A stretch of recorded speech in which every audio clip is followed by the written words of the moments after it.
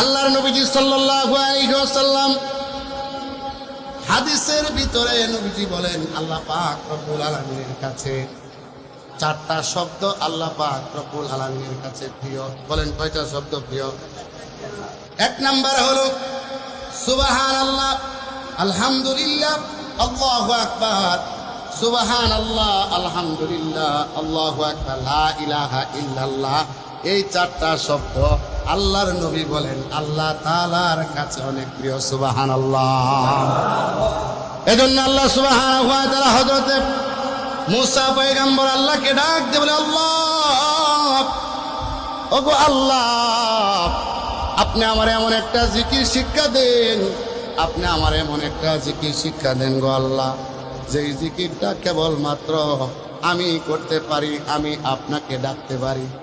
আল্লাহ তাআলা ডাক দিয়ে বলে, মুসা রে তুমি পড়ো, লা, পড়েন সবাই, লা ইলাহা ইল্লাল্লাহ মুহাম্মাদুর রাসূলুল্লাহ সাল্লাল্লাহু আলাইহি ওয়াসাল্লাম।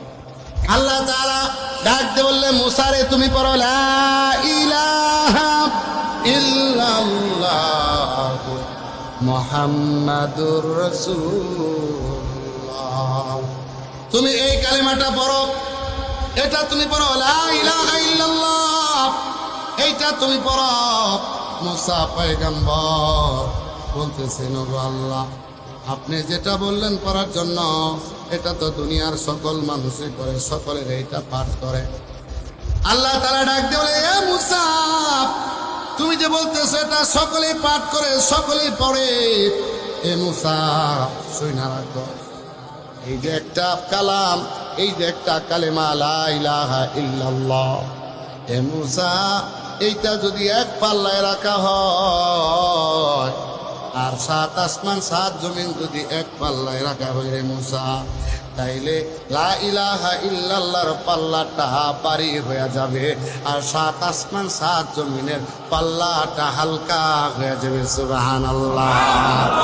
আলহামদুলিমান কদ্দারা খায়রাও ওয়া খাবালা, আলহামদুলিমান কদ্দারা খায়রাও ওয়া খাবালা, ওয়াশুকরু লিমান সাওয়ারা হুসনাও ওয়া জামালা, ওয়াশুকরু লিমান সাওয়ারা হুসনাও ওয়া জামালা। আলহামদুলিমান কদ্দারা খায়রাও ওয়া খাবালা, ওয়াশুকরু লিমান সাওয়ারা হুসনাও ওয়া জামালা, ওয়াশুকরু লিমান সাওয়ারা হুসনাও ওয়া জামালা।